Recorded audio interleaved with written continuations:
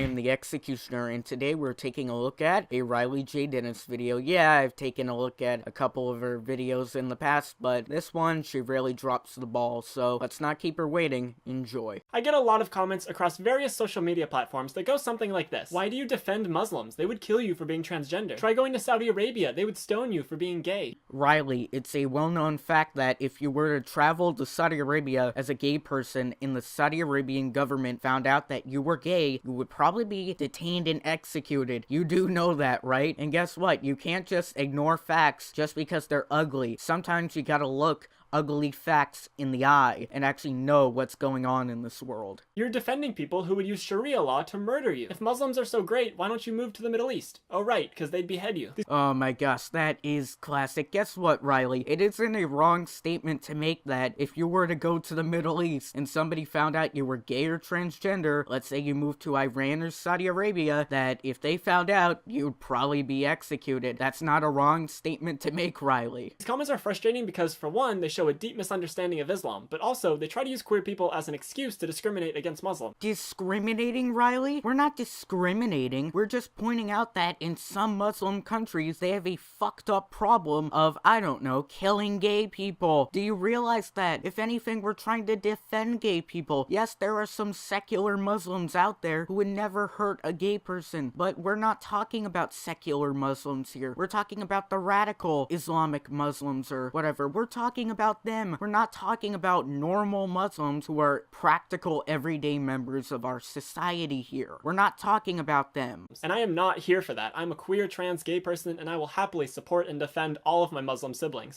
That is the dumbest thing I have ever heard. In an earlier interview, you claim that you are an atheist. Why are you declaring yourself a sibling of Muslims while you in fact are an atheist? That's so opposite. That's like putting south to south, north to north. They just don't work. They repel each other, Reily. What the hell are you doing? Refuse to be used as an excuse for people to discriminate against Muslims. So let's start at the beginning. Why do people believe this? Why do people think that all Muslims hate queer people? Oh, great philosopher Reily Dennis, please enlighten us and show us why this is an issue and why you think it came to this point. Enlighten us. I argue that it's because that's the only way they're portrayed in our media. Reily, what the hell are you talking about? Do you really think that we're thinking this way just because there aren't enough Muslims in the media? No, we're not talking about that. We're looking at reality here. We're looking at stone cold facts. In most Muslim countries, you can be executed for being gay. That is a fact. We are not thinking this way just because there isn't a Muslim character on Orange is the New Black or some shit. We're not thinking that way. We're taking a look at reality here, Reily. Guess what? I couldn't give two shits about a character being whatever religion in a TV or character or whatever. I don't give a shit. All I just care about is reality here. Muslims are never main characters and they're rarely protagonists. If you see a Muslim in a TV show or a movie, they're probably a terrorist. And if you don't know any Muslims in your everyday life, you probably only hear about them when there's a terrorist attack. But well, that's sadly the media. I mean, they report on anything that's new at the time. If it's a Muslim terrorist attack, they'll report on it to get ratings. I'm sorry, Reily, but if you want to change the very fabric of journalism and all that type of stuff, then you're shit out of luck, because guess what? That's journalism.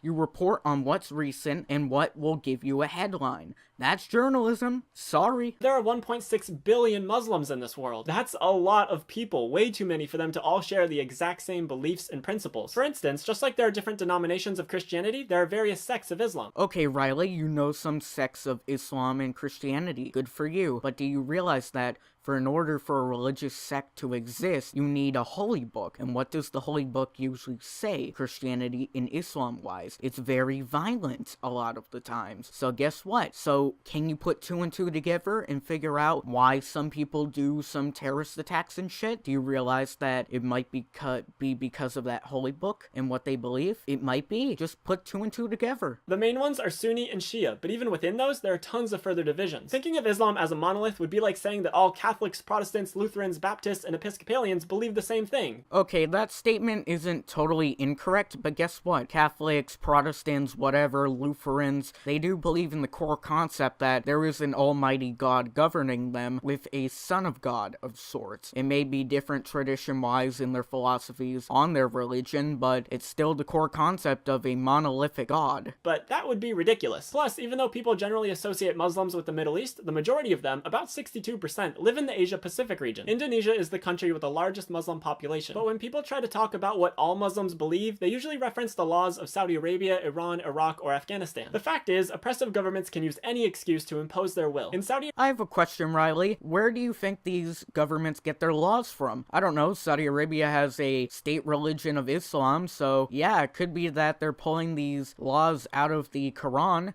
It might be that, but no, you think it's just an oppressive government just doing it on purpose. No, they're getting their laws from somewhere, and if their state religion is Islam, it goes to stand to reason that it might be the Quran that's influencing their laws. Arabia, for instance, you can be jailed, tortured, or even executed for being gay or transgender. That doesn't mean that this is a Muslim law that all Muslims support. Reily, but again, where did the Saudi Arabian government get their inspiration from to write such a law? Gosh, this is like a neon sign right in front of your freaking face, but you're refusing to see it. Oh my gosh. It'd be kind of like if we had no separation of church and state and the Westboro Baptist Church was in charge. Do you think they'd be very kind to gay people? Of course not, but that wouldn't represent all Christians across the globe. That's because Saudi Arabia's laws are largely based on Wahhabism, which is a specific sect of Islam, just like the Westboro Baptist Church's version of baptism is a sect of Christianity. And just like most Christians disagree with the Westboro Baptist Church, most Muslims disagree with Wahhabism. And like with all things, it's complicated and nuanced and not one-sided. In Iran, for instance, homosexuality is illegal and you can be executed for it. But since the 1980s, the Iranian government has partially funded sex change operations for transgender people. Reily, you're freaking wrong on this one. Do you know why they fund it? Because they take gay people and make them go through a sex change operation. That's the law in Iran. If you're caught, you either go to jail or submit to a sex change operation. It is not that progressive over there in Iran. And since 2012, the government requires health insurance companies to fully cover the cost of those operations. But as proof that anti-queer laws are straight from Islam, people love to point to Sharia law, which they tend to think is one list of rules set forth in the Quran that all Muslims follow. However, Sharia law is different depending on who you ask, and it draws from both the Quran and the Sunnah, which consists of a bunch of different texts. Because of this, different sects have different definitions of Sharia law. For some, it's praying 5 times a day and not drinking alcohol. But for others, it's stoning gay people to death. There are several passages in the Quran that people use to justify that, but none of them explicitly say that you have to kill gay people. They're kind of vague and open to interpretation, especially depending on how you translate them. However, nothing is— Oh my gosh, not this. The interpretation you have or the language you translated in. Guess what? We're pretty good at translating books into different languages by now. So guess what? I think that if you were to read the English version and the Arabic version, they wouldn't be too far off from each other. Just saying. Vague about homosexuality in the Christian Bible. Leviticus 18:22 says that it's an abomination, and Leviticus 20:13 says that if a man has sex with a man, you have to put him to death. That's pretty direct, and yet we're not saying that all Christians believe in Leviticus law and want to kill all the gay people they see. That's because there are many different interpretations of the Bible in Christianity, and No, it's because Christianity evolved over time through a series of reformations. Islam really hasn't gone through a reformation yet. So guess what? Christianity is the more peaceful religion because guess what? It went through the reformations. But with Islam, it's not really violent or peaceful because guess what? They didn't get their chance to go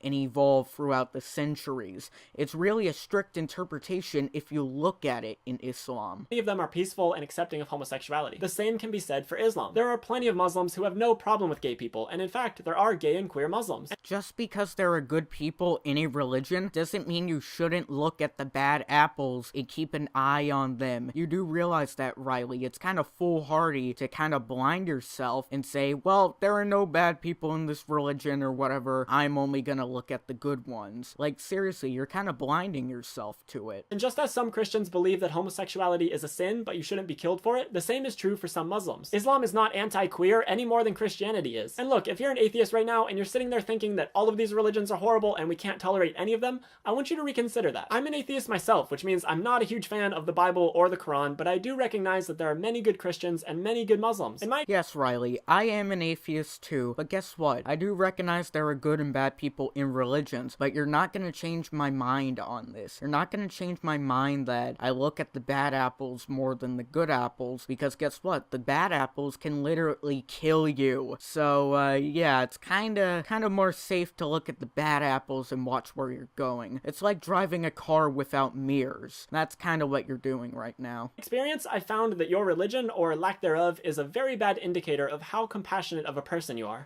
I'm just gonna stop the video here because she repeats the same freaking points over and over again, and it's just futile to convince her otherwise. So anyways, hope you guys had an awesome time. Please like and subscribe, and have an awesome week. I gotta go, and bye.